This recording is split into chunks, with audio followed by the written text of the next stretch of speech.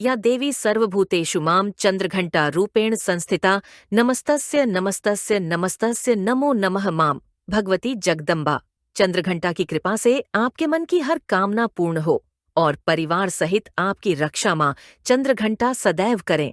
दोस्तों, मां चंद्रघंटा की पूजा नवरात्रि के तीसरे दिन की जाती है क्योंकि मां दुर्गा का तीसरा स्वरूप मानी जाती है।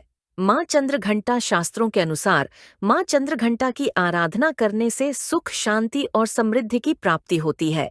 ऐसा कहा जाता है कि मां चंद्रघंटा की पूजा करने से बल में वृद्धि होती है, भय समाप्त होता है और इनकी पूजा से कोई भी परेशानी हो बहुत जल्दी दूर हो जाती है। इसलिए नवरात्रि के तीसरे दिन मां भगवती दुर्गा के तीसरे स्वरूप मां चंद्रघंटा की पूजा जरूर करनी चाहिए। और आज की वीडियो में आप सुनेंगे मां चंद्रघंटा की पूजा, विधि, व्रत कथा, आरती और क्षमा प्रार्थना। और अब सुनते हैं मां चंद्रघंटा की पावन कथा। देवी भागवत के अनुसार प्राचीन समय में देवताओं और असुरों के बीच में लंबे समय तक युद्ध चला था और असुरों का स्वामी महिषासुर था और देवताओं के स्वामी इंद्र थे। महिषासुर ने देवताओं पर विजय प्राप्त करके इंद्र का सिंहासन हासिल कर लिया और स्वर्गलोक पर राज्य करने लगा। इसे देखकर सभी देवता गण बढ़े परेशान हो गए और इस समस्या से निकलने का उपाय जानने के लिए त्रिदेव अर्थात ब्रह्मा, विष्णु और महेश के पास गए। वहां जाकर देवताओं ने बताया कि महिषासुर ने इंद्र, चंद्र, सूर्य, वायु और अन्य सभी देवताओं के सभी अधिकार छीन लिए हैं और उन्हें बंधक बनाकर स्वर्गलोक का राजा बन गया है। देवताओं ने बताया कि महिषासुर के अत्याचार के कारण अब देवता पृथ्वी पर विचरण कर रहे हैं क्योंकि उनके रहने के लिए स्वर्ग में कोई जगह ही नहीं है। यह सुनकर ब्रह्मा, विष्णु और भगवान शंकर को बहुत गुस्सा आया। तीनों देवताओं के गुस्से की कोई सीमा नहीं रही। गुस्से की वजह से तीनों के मुख से ऊर्जा उत्पन्न हुई और देवगणों के शरीर से निकली हुई ऊर्जा उस ऊर्जा से जाकर मिल गई। यह 10 दिशाओं में व्याप्त होने लगी। तभी वहां एक देवी का अवतरण हुआ। भगवान शंकर ने देवी को त्रिशूल और भगवान विष्णु ने चक्र प्रदान किया। इसी प्रकार अन्य सभी देवी देवताओं ने भी माता के हाथों में अस्त्र शस्त्र सजा दिए। इंद्र ने भी अपना वज्र और ऐरावत हाथी से उतारकर एक घंटा दिया। सूर्य ने अपना तेज और तलवार दिया और सवारी के लिए शेर भी दिया और तभी से उनका नाम चंद्रघंटा पड़ा। अब देवी महिषासुर से युद्ध करने के लिए पूरी तरह से तैयार थी और उनका विशालकाय रूप देखकर महिषासुर यह समझ गया कि अब उसका काल आ गया है। महिषासुर ने अपनी सेना को देवी पर हमला करने को कहा। अन्य दैत्य और दानवों के दल भी युद्ध में कूद पड़े, लेकिन देवी ने एक ही झटके में दानवों का संहार कर दिया। इस युद्ध में महिषासुर तो मारा ही गया, साथ में अन्य सभी बड़े बड़े दानव और राक्षसों का संहार भी मां के हाथों ही हो गया। इस तरह मां ने सभी देवताओं को असुरों से मुक्ति दिलाई और उन्हें अभयदान का वरदान दिया। मां चंद्रघंटा की पूजा करने से साधकों को लंबी आयु का वरदान प्राप्त होता है, आरोग्य की प्राप्ति होती है, सुखी और संपन्न होने का वरदान प्राप्त होता है। मां चंद्रघंटा की आराधना करने से साधक के समस्त पाप और बाधाएं नष्ट हो जाती हैं। इनकी आराधना से प्राप्त होने वाला एक बहुत ही बड़ा सद्गुण यह भी है कि साधक में वीरता और निर्भयता के साथ ही सौम्यता और विनम्रता का भी विकास होता है। उसके मुख, नेत्र तथा संपूर्ण काया में कांति की वृद्धि होती है और इसके साथ ही मां चंद्रघंटा की पूजा करने से वाणी भी प्रभावित होती है। ऐसा कहा जाता है कि मां चंद्रघंटा की पूजा करने से स्वर में दिव्य अलौकिक माधुर्य का समावेश हो जाता है। तो जिन लोगों को क्रोध बहुत आता है या फिर वाणी में मधुरता चाहते हैं, अपने व्यक्तित्व में आकर्षण चाहते हैं, उन्हें विशेष रूप से मां दुर्गा के तीसरे स्वरूप मां चंद्रघंटा की पूजा जरूर करनी चाहिए। और अब जानते हैं कि मां की पूजा विधि क्या है। देखिए, पूजा की विधि बिल्कुल वही होती है। सुबह आपको जल्दी उठना है, नित्य कर्मों से निवृत्त होकर भगवान सूर्यदेव को जल दीजिए, फिर अपने घर के मंदिर में या फिर जहाँ पर भी आपने माँ की चौकी लगाई है वहाँ पर आ जाइए। सभी देवी देवताओं को अपने दोनों हाथ जोड़कर प्रणाम कीजिए।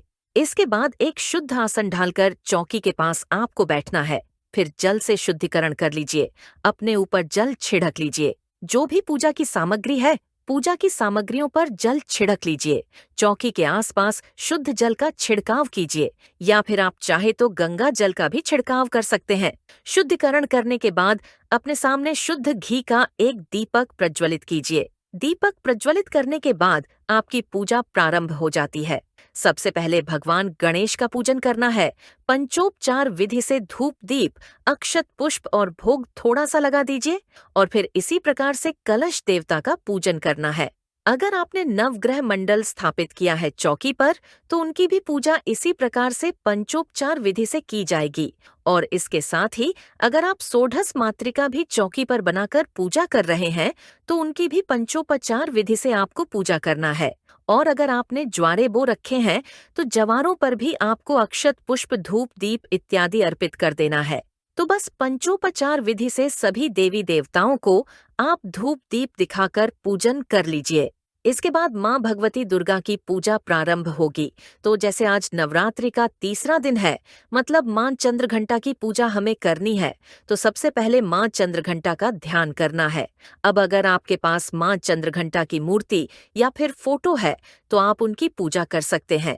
अगर ऐसा नहीं है, तो माँ दुर्गा की जो प्रतिमा या फोटो या मूर्ति हम अपने घर में स्थापित करते हैं, उन्हीं का स्वरूप सभी देवियां हैं, उन्हीं में हम सबका ध्यान करते हैं।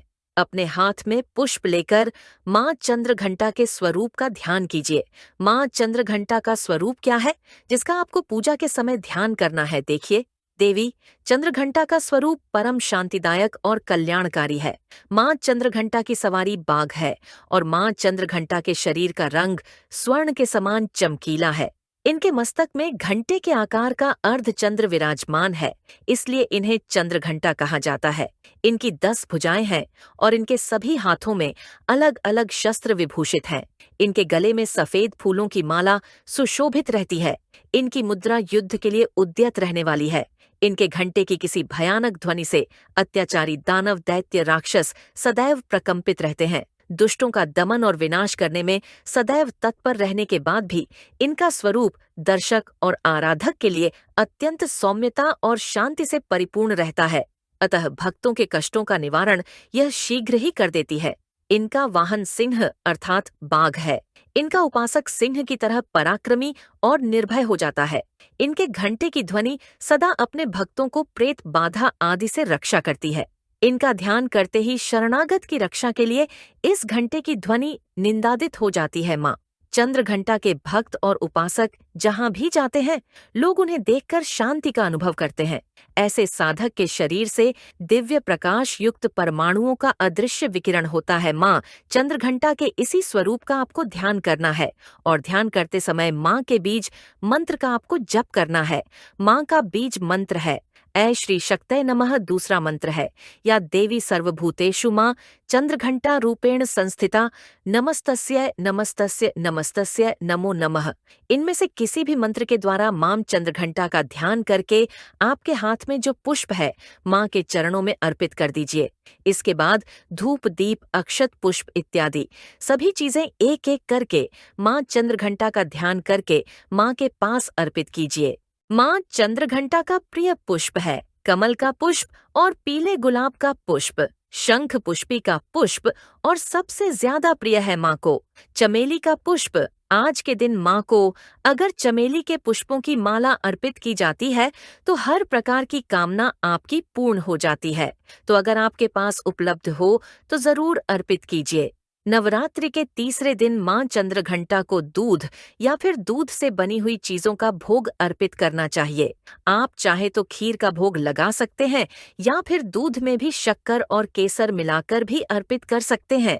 और इसके अलावा जो भी ऋतु फल आपके पास उपलब्ध हो, चाहे केले का फल या फिर कोई भी फल, तो माँ को अवश्य अर्पित कीजिए। आज के दिन हमें किस रंग के वस्त्र धारण करके माँ की पूजा करनी चाहिए? तो देखिए, आज माँ का प्रिय रंग है भूरा और सुनहरा। तो जो भी सामग्री आपके पास उपलब्ध है, उससे विधि विधान से माँ दुर्गा के तीसरे स्वरूप का ध्यान करके माँ चंद्रघंटा का ध्यान करके पूजा कीजिए। और पूजा करते समय माँ चंद्रघंटा के मंत्र का अपनी इच्छा के अनुसार 11 बार 21 बार जप कर सकते हैं। इसके बाद जो भी आप पाठ करना चाहते हैं, दुर्गा सप्तशती का या फिर कोई नवाण मंत्र का जप करते हैं या फिर कोई भी मंत्र जप कर रहे हैं तो बिल्कुल कर सकते हैं। अब जैसे कि आपकी पूजा पूर्ण हो जाएगी तो आपको आरती करना है कपूर और लौंग जलाकर और इसके बाद क्षमा प्रार्थना करना है। दोस्तों, आपको यह वीडियो और जानकारी कैसी लगी? हमें कमेंट करके जरूर बताएं। वीडियो को ज्यादा से ज्यादा लाइक शेयर करें। जय मां चंद्र घंटा।